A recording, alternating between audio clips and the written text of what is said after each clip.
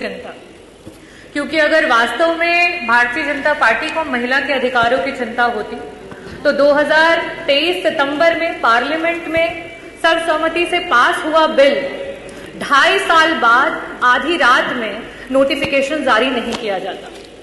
Bharatiya Janata party जिस तरीके से महिलाओं के साथ व्यवहार कर रही है वो किसी से छिपा नहीं है और आज यूपी की प्रत्येक नारी इस बात से परेशान है।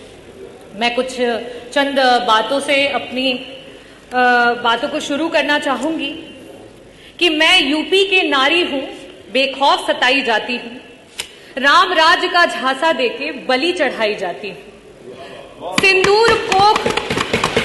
सिंदूर कोख और इज्जत नोच जिंदा लाश बनाई जाती हूं, नकली आरक्षण का धोखा देके शतरंज नचाई जाती हूं। मैं यूपी की नारी हूं, हर रोज जलाई जाती हूं।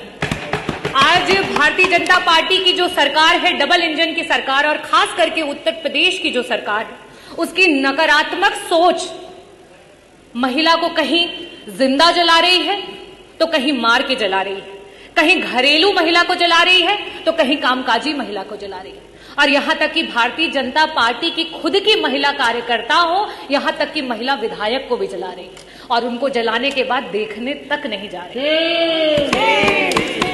मैं पूरे सदन की तरफ से माननीय विधायक अनुपमा जायसवाल जी जल्दी स्वस्थ हों उसकी कामना करती हूं और ये भी कहना चाहती हूं कि जिस भारतीय जनता पार्टी ने उत्तर प्रदेश के पूर्व मुख्यमंत्री जी की स्वर्गीय मां को भी अपनी गंदी राजनीति में खींचने से नहीं छोड़ा, वो सबसे पहले गए, क्योंकि वो असली महिला का सम्मान जानते हैं और समाजवादी पार्टी असली महिला का सम्मान जानती है। और उसके बाद भारतीय जनता पार्टी के 2 डिप्टी सीएम उनके बाद जाते हैं अपनी महिला विधायक को देखने के लिए, और यही है आपका नारी वंदन। मैं जो सरकार, भारतीय जनता पार्टी की सरकार महिला की सुरक्षा की बात करती है, महिला की सुरक्षा के नाम पर जीरो है, और जब बड़ी बड़ी बातें करनी होती हैं तो हीरो हैं। आज एनसीआरबी के आंकड़े जिस तरीके से दिखा रहे हैं, खास करके महिलाओं पे अत्याचार, महिलाओं को आए दिन किस तरीके से जलाया जा रहा है, मारा जा रहा है, सामूहिक दुष्कर्म किया जा रहा है, और आपकी सरकार जो है वो चुप है, संरक्षण दे रही है। कहां थे आप अभी 1 हफ्ते पहले जो है विश्वकर्मा समाज की 16 साल की बच्ची के साथ सामूहिक बलात्कार हुआ, उसको जला दिया, उसको मार दिया गया। कहां थे आप जब लखनऊ में 13 साल की बच्ची जो है उसके साथ सामूहिक बलात्कार? कहां थे आप जब गाजियाबाद में 4 साल की बच्ची है उसकी बलात्कार करके हत्या कर दी गई? कहां थे आप जब मेरठ में एक दलित मां को मार दिया और उसकी बेटी को उठा करके ले गए? कहां थे आप जब कानपुर में एक 15 साल की बिटिया को उसका यौन शोषण किया जा रहा है? कहां थे आप जब बुलंदशहर में आपकी ही पुलिस महिला की इज्जत लूट रही थी? कहां थे आप जब घटना हुई हाथरस में, मथुरा में, मेरठ में, सुल्तानपुर में, कासगंज में, कौशाम्बी में, बनारस में, लखीमपुर खीरी में, उन्नाव में और फतेहपुर में बेटियां बर्बाद हो गई? कहां थे आप? अगर इन परिवारों को किसी ने मदद पहुंचाई तो समाजवादी पार्टी ने पहुंचाई, अगर वहां कोई पहुंचा तो समाजवादी पार्टी के राष्ट्रीय अध्यक्ष श्री अखिलेश यादव जी को। चाहे पार्लियामेंट हो चाहे यूपी की असेंबली, पार्लियामेंट में आप नेहरू को कोसो और जब यूपी की विधानसभा हो तो आप नेताजी को तोसो। और क्यों? क्योंकि आपका तो यही धंधा है, क्योंकि आपका तो सारा काम मंदा है।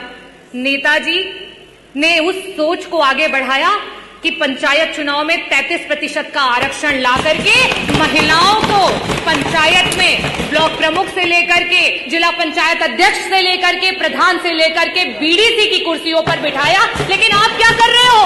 वो 33% का आरक्षण पा करके जो महिलाएं हमारी नेतृत्व कर रही थी उस चुनाव को ही टाल दिया, क्योंकि आपसे महिलाओं का नेतृत्व नहीं देखा जाता है। आप तो महिलाओं के नेतृत्व को दरकिनार करके सिर्फ नारी को नारा बना करके इस्तेमाल करना चाहते हो। ये भारतीय जनता पार्टी का असली चेहरा है।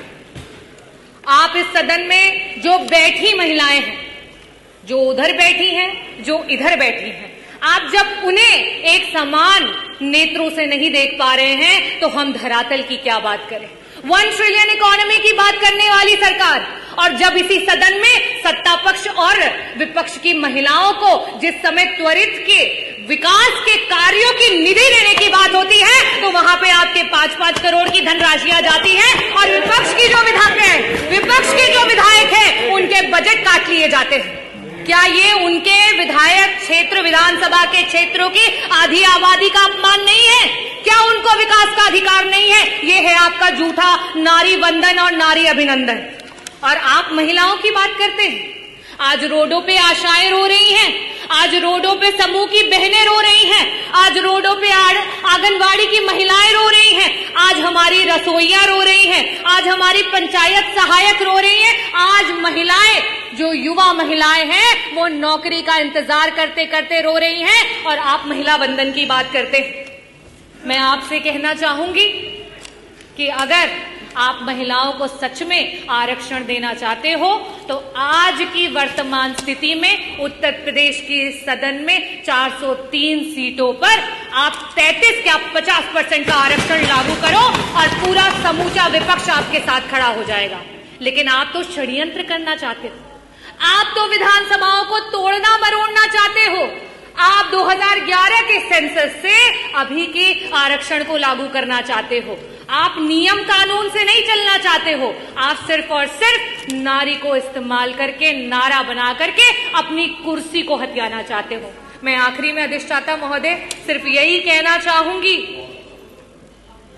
कि ये बिल पे चर्चा तो बस एक बहाना था, महिला का नाम लेकर वोट पर निशाना था और आरक्षण का ढोंग पीटकर लागू नहीं कराना था।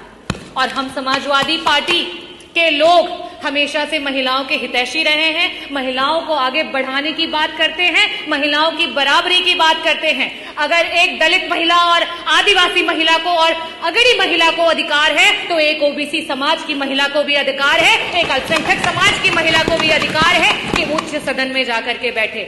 लेकिन आपके षड्यंत्र और मंसूबे और जो भारतीय जनता पार्टी ने करने का प्रयास किया है, माननीय अधिष्ठाता महोदय, अभी तो 8 मिनट हुए भी नहीं, पूरा कर लेने 7 मिनट। कि अभी अच्छा करिए जल्दी करिए। जो नरेटिव सेट करने का प्रयास किया है वो नरेटिव धरातल पर फेल हो गया है और 2027 में पीडीए की जो ए है आधी आबादी वो बढ़ चढ़ करके आपको आईना दिखाएगी और 2027 में समाजवादियों की ये है सुबह तक, आपकी खबर आप तक।